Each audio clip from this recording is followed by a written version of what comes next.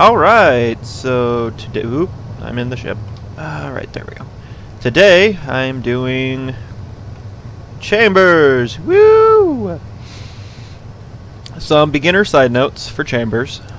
Chambers have to be, at least to be able to do what they do, have to be at least half the size of your reactor core that they are being applied to. This here is conduit, which connects your reactor to your chambers. I have also purchased 5 extra reactor. As you see, my monies have been severely depleted, but this is to show you some of the features of chambers. Now, first, 5. Since we have a 10, we have to make a 5 big chamber. When you hit R, those lovely tree I told you that I would talk about later, you will notice these are all your different types of cores. You have logistics, mobility, power, defense, FTL, mass, recon, and stealth. Mobility, which is what you generally start out with, is the first one I will cover. With the mobility chamber, actually, first you will click on the blinking tab, which means you have a reactor connected. If you go to the itself, hit specify chamber, you get a whole bunch of lovely options. Now, you will notice there are 2 sets here. There's one that has a big category with many things underneath of it, and then others that are single columns. To get the thrust blast, actually I'll explain thrust blast later. We'll start with top speed. Now, actually, I'm going to revert that real quick. Go over to our, come on, stats, thrusters. There we go. So you can see what this is actually doing. If we go back in here, since this is mobility, our thrusters are the ones that are getting affected. Which right now, our max speed is 225. If I specify top speed, it will increase the speed, which it gives 10% increase to the top speed. And takes 5% of the overall reactor capacity for chambers. This, as I've tested, does not take away from the power of your reactor core. It just has a max cap of 100% so that you can't put more chambers onto a reactor core than there is space. Now, as stated before in my last video, you can put multiple reactor cores on a ship. Thus meaning you can make it so you have different cores for different situations. Now, that'll also increase the size of your ship. And it's not that I'm not recommending that, it's just you don't really want to go super hog wild on a small ship.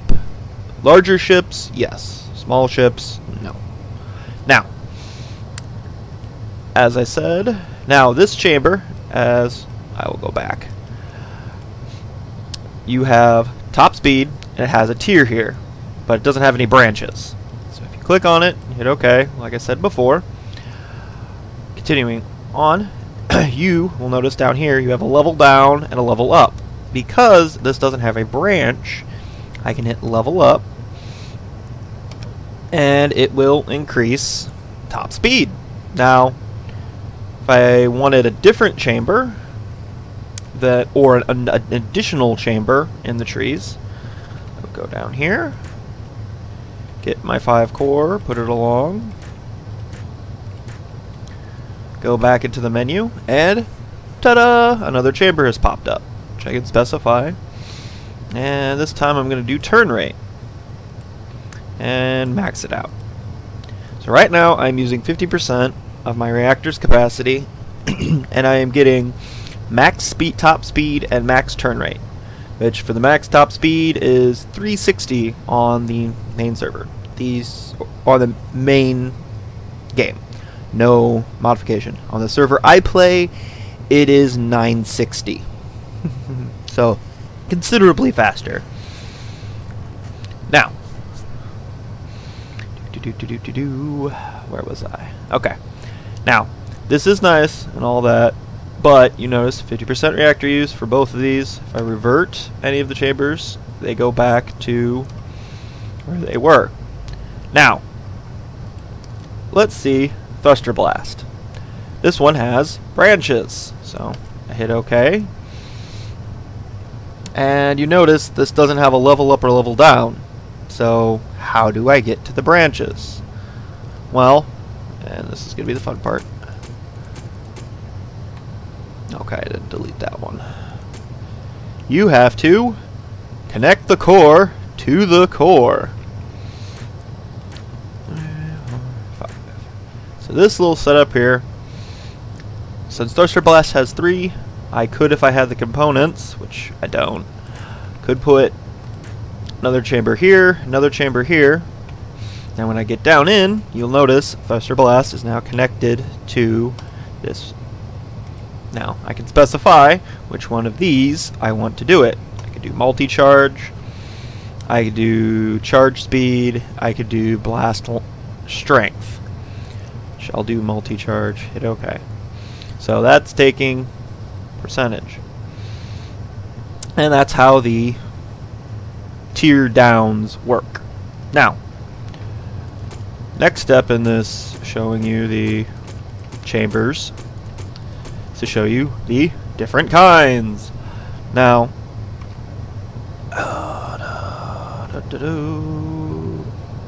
come on, there we go.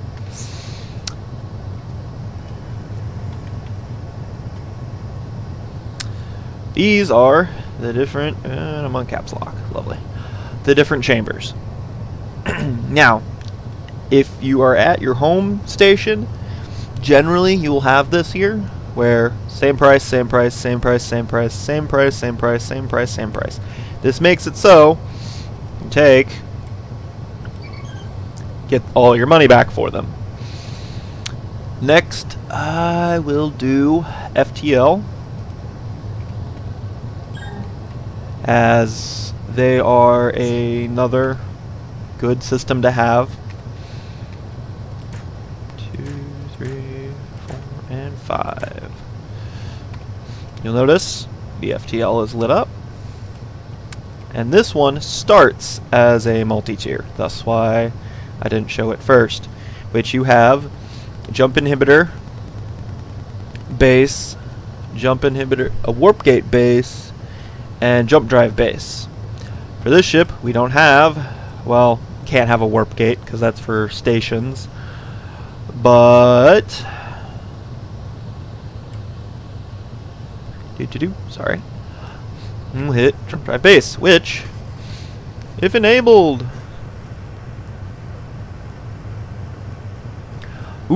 so jump drive base, basic enhancement for the jump drive. If enabled on the server, this chamber will also enable the jump drive on your ship. So otherwise, it's already enabled. So some servers, you may run into the disadvantage of having to put an FTL chamber, the first one, on your ship to be able to even use your jump drive. But sets jump drive charge power cost to 111%, sets jump charge time to 90%, sets jump distance to 0.1, RC 5%, or reactor core 5%. So hit OK. Yay, we have our base, which takes 5%. Now, the other lovely little features of the jump, the FTL chamber for jump drive are power efficiency, which I highly recommend. Multi-charge, it's nice, but you don't need it. Jump distance, another good one to do. Maxed out, it gets you places very quickly. Auto charge is very convenient, but it's not necessary. I actually recommend doing jump auto with multi-charge, as if you're just flying, it'll be charging up your jumps, and then you can use them. This system here is kind of what they put into place so that people complaining about chain drives had something like the combination of these three here. But without power efficiency, you've got to have a really good reactor to run these without issues. Now, you also have charge speed, which makes it charge faster, obviously. Now, we will go... I'll just go over the other systems. Now, you have your warp gate distance, warp gate power efficiency, warp gate free target. Which free target enables the free target mode for all warp gates on the structure. No target warp gate is required, as you can now freely set any designation sector within range. This is very effective to use a warp gate, especially if you've got the distance added to it. Moving on. Jump inhibitor, pretty self-explanatory. Increases your jump inhibitor, which when enabled it prevents any ship within a sector within a... Actually, when enabled it prevents any ship with a reactor level equal or less than the inhibitor's strength to not function. Power consumption depends on the target's reactor level regeneration. Enables warp active, sets warp interaction, cost to blah, sets warp power consumption to 0.5, enables warp, anyways, it's pretty much, long story short, it gets you your jump inhibitor.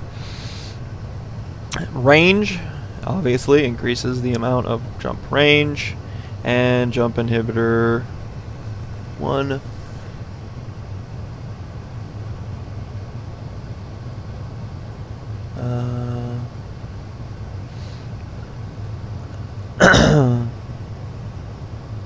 so these pretty much make it so you can inhibit larger ships than you from jumping, as it'll treat your reactor core size as a bigger size. But this is pretty much your basic, so I would go power efficiency if I had my choices. So this is be my little reactor core. Okay, moving on. Give me a second. B. Okay, sell these back and move to. I think I did all the mobility. Pretty much it's your move speed, the burst, which gives you a burst of speed, turn, and the ability to switch your thrust outputs, because that takes time. It lowers the time. Logistics. Oops, by 9.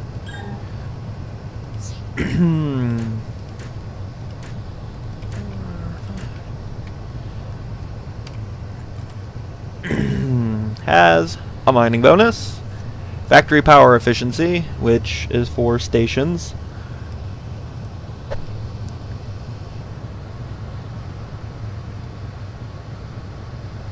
oh wow, okay,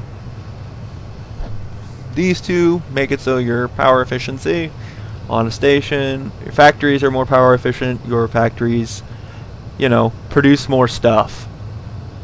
Transport shield outage reduction. Okay.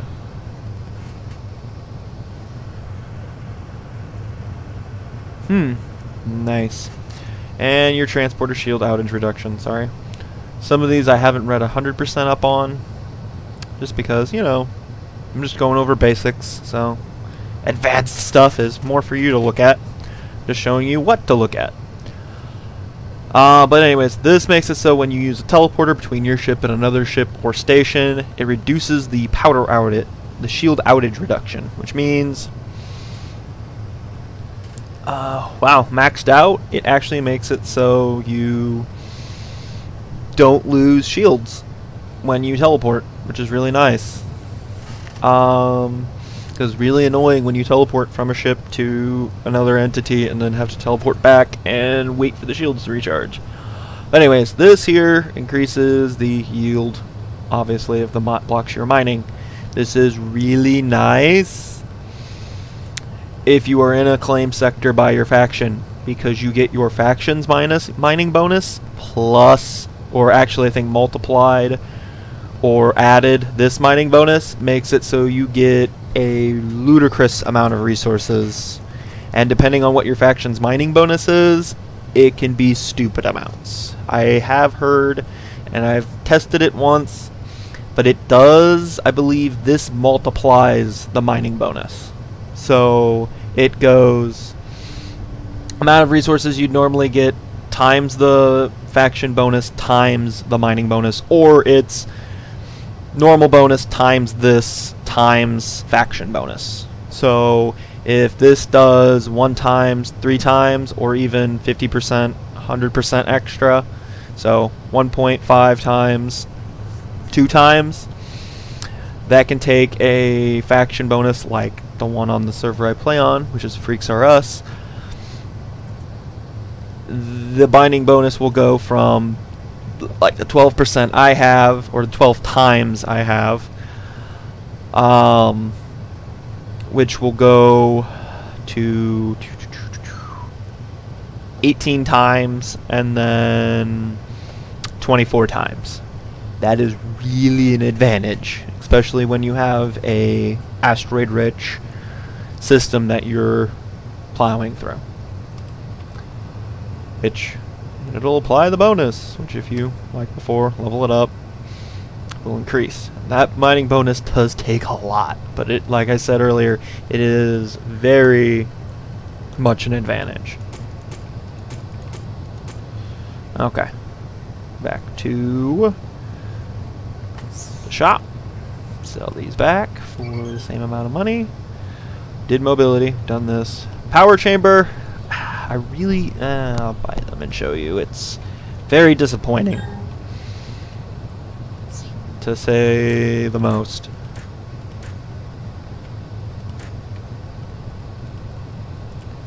Like, it is, you have reactor failsafe, which makes it so if your ship has 2 reactors, it'll automatically switch over to another reactor if this one fails, which is nice.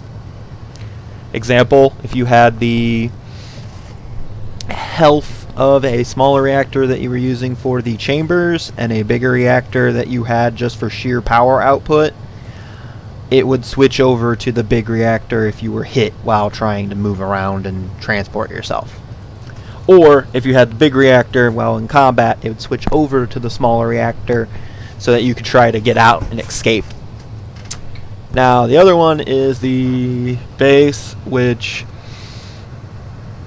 it increases, it says reactor base enhancement, power recharge efficiency by 110%. So that means your power goes up, which we will select this just to show you. And go back to power. Dang it. See, we are now at 110, or without 1,100. We gained 100. Yay. For bigger ships, that might be a woo, but for a small ship like this, power is not, it's not good. And you notice this doesn't level up. So that means to get the reactor boost, which this increases the power recharge for a short duration while active, which you'll see the stats here. Enables reactor boost, sets reactor boost strength to 50%, meaning you get 50% extra. Sets power reactor boost duration to 10, which I'm assuming that's 10 seconds, or that's a 10-minute duration with a 30-minute cooldown. But I believe that is in seconds. I haven't tested it. We'll test it here. I've got the resources to do it. Why not?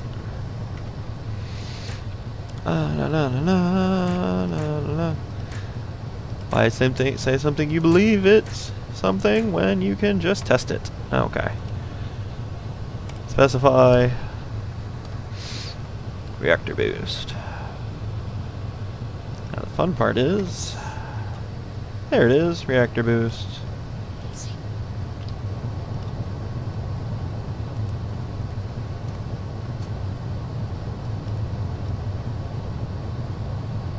I don't know if this is, I think this is charging it. So you have to charge it actively, which I'm not liking so far. Like, I guess before you go into like a fight or something, doing this would be an okay thing, but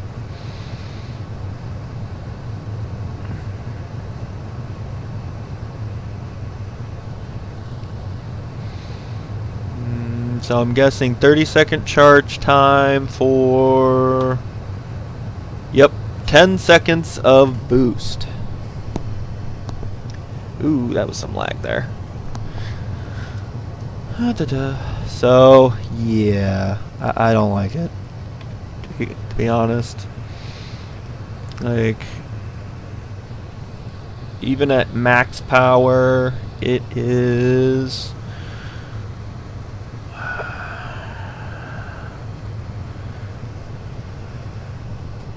multiplies power reactor duration with 2.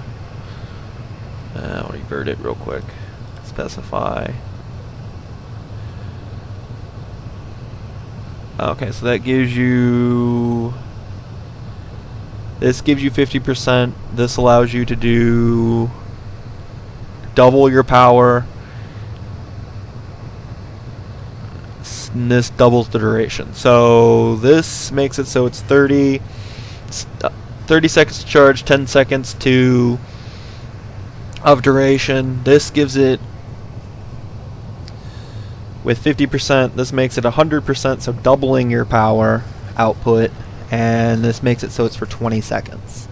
Which, I guess if you have some really big weapons on your ship that have a 20-second charge time, which, long story short, when I do my next video, which will be on the systems and interacting with the new power, this will make sense, if not. But as a system charges or is on cooldown, it pulls more power than if it's not. I think I covered that in my last video with the basic power and going over the consumption rates. But alright, moving on to next. Sell these. Okay, defense chambers. This is going to be one of the longer ones, as there is a lot of defense chamber stuff. 2, 3, 4, and 5. Okay, defense chambers. Specify. Now, you have base armor and base shield enhancement. Base shield increases capacity, increases charge rate, takes 10%. Base armor gives you armor HP efficiency and adds 15% to your armor HP absorption. So, get you some extra better armor. Now with the armor tiers, we have armor HP efficiency, decreases the amount of armor HP used for absorbing damage.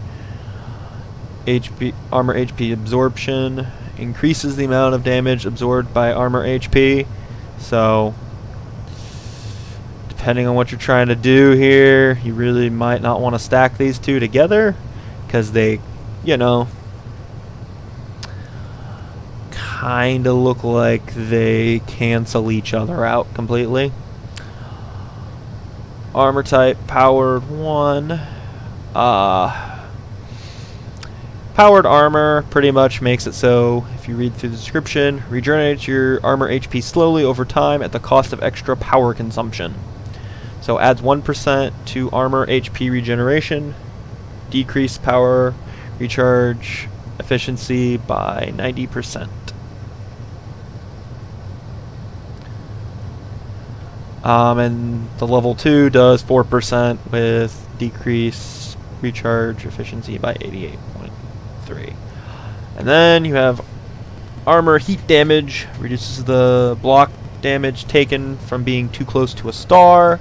It says damage hull heat damage taken to 75%, which, trust me, I've had some instances where having that would be nice, because if you're not paying attention, you can pretty easily jump to a shop that is way too close to a sun. Anyways, and this makes it so it is reduced to only 25% damage, so that is a lot less damage. Now, that is base armor. Shield is similar. Similar to the takes more damage, takes less damage. Going over to the other side, shield type high, shield type low gives it so you take less damage from low, takes it so low damaging things take less. Yeah, pretty much the description. Change your shield density to take less damage from low damage weapons. This makes the shield more vulnerable to high damage weapons. So rapid fire stuff does less damage to your ship. On the other hand, shield type high makes it so damage from high damage weapons is reduced, but you are more vulnerable to low damage. And the level 2s make it so the numbers are changed. Now, shield outrange decreases the time it takes since the last hit for shields to regenerate. So, the under fire timeout gets reduced, which this altogether would make it 40% and 40%, which is 80% faster. Or, yes, so 20% of the current timeout, which if the timeout is 20 seconds, that leaves your shields down or shields taking the under fire timeout.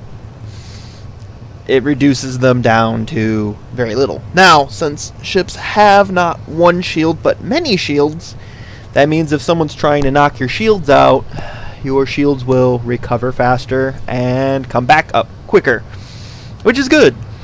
And the last, and probably not the least, but shield capacity, it self-explanatory, increases your shield's capacity. So if we would do shields, which on this ship right now is useless since we don't have any, we're getting 10% capacity, 10% charge rate, recharge rate, and yay! We would have to do the additional chamber, and then we could do, say, shield capacity or shield outage reduction. Now, moving on.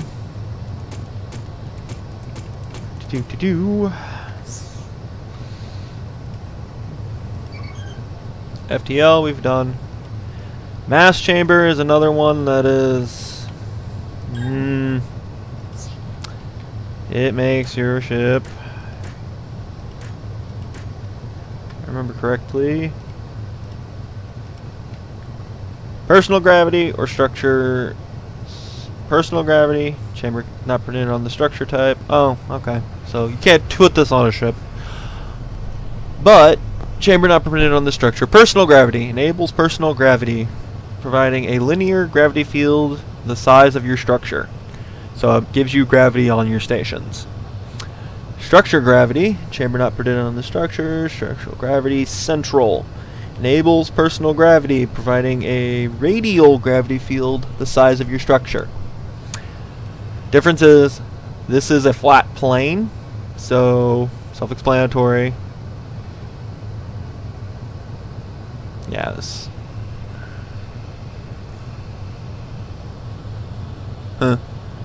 Anyways,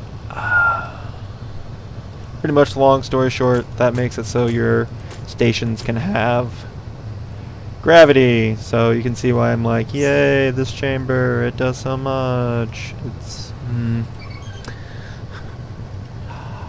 okay, recon and stealth. Pretty much counters to each other.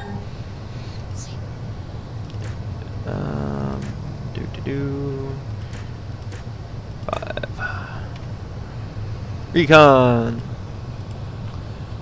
Good boy. Yeah. 2. Okay. Wow. Maybe the short range has some stuff to it, but anyways, pretty much short range scanner base. Base enhancement for the short range scanner. When the scanner is active, it provides extra information of all nearby entities. Your scanner strength versus the stealth strength of your target decides how much information you receive and what it can. Oh, and what it counters of a stealth drive. Disables cloak, disables jamming, weapon group information, chamber group information, reactor group information. If enabled on the server, this chamber will also enable the short range scanner on your structure.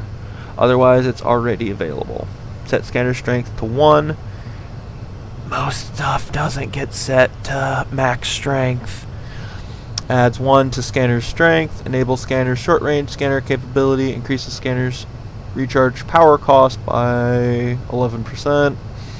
Decrease scanner's recharge time by 90%. So more cost while charging, but less time to charge. And then we get the lovely tree of craziness. This cargo scanner provides cargo information when scanned, or provides asteroid or planet resource information in the target panel when scanned. That's nice. Increases strength of your scanner. Scanner. Oh boy. Wow. That pretty much takes your scanner to 2, 3, 4, 5, 6. Pardon. Or cargo scanning. And then you have power efficiency, charge speed, and usage. Increase the usage duration of your scanner. Scanner's usage time by this. Ooh! Scanner duration permanent. Nice.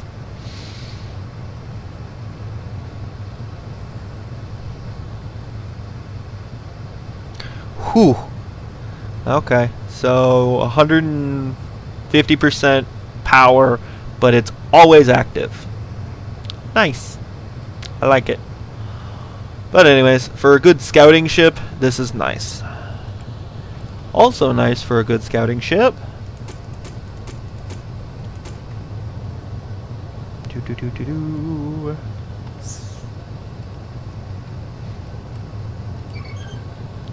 Is Stealth Chamber, which I have not played with these at all.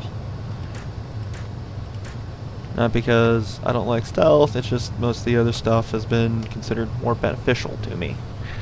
Okay, so stealth drive enables stealth drive. So getting the first chamber gets you your stealth chamber.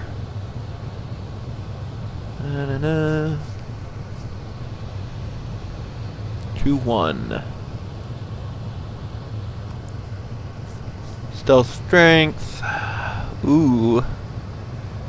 This is probably the most complex tree over here I have seen. Which I believe is the green lines that are... Yeah, it's the green lines here that are leveling up. It's the blue lines that are... You need to add extra cores to it. But stealth strength here looks like it's got extra, which that increases your stealth strength.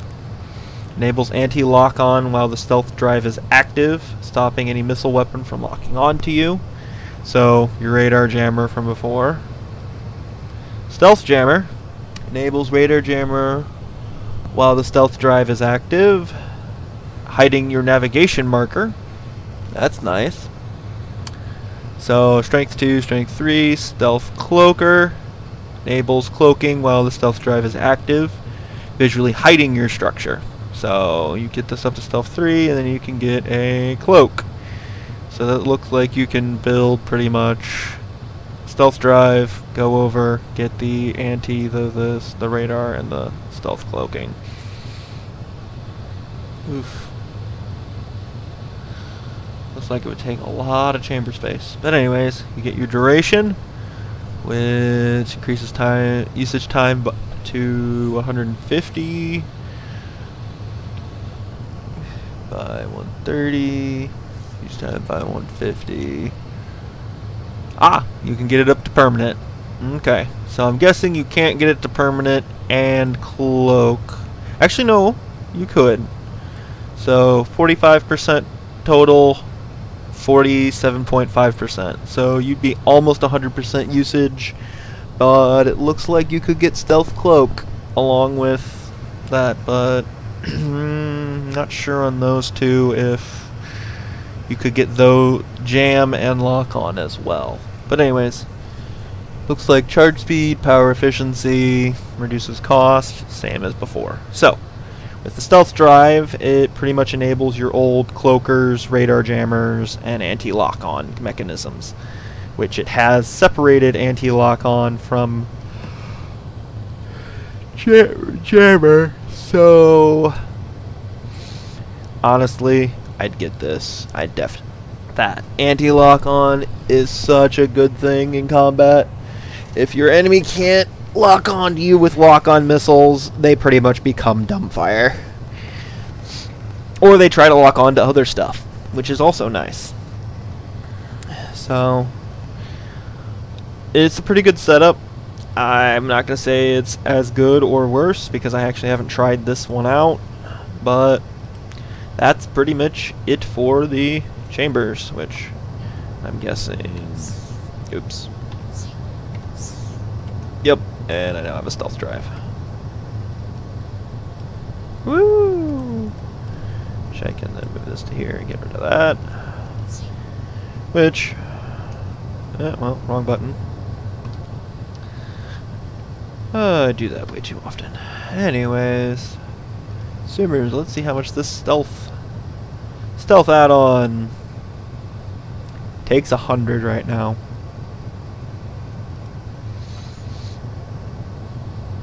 So it's just going to take 10% of my power at my current size, which from what I knew and know, these are based off of size.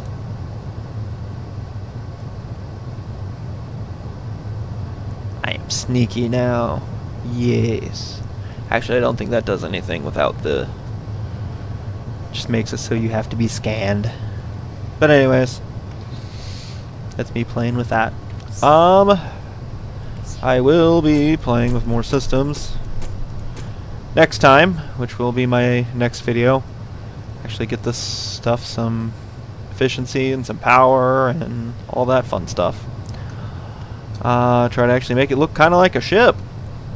After I do systems, I will be covering shields, and after that point I think I'll pretty much have most of the basics down, though I think I will move on to station setup and stuff like that after that.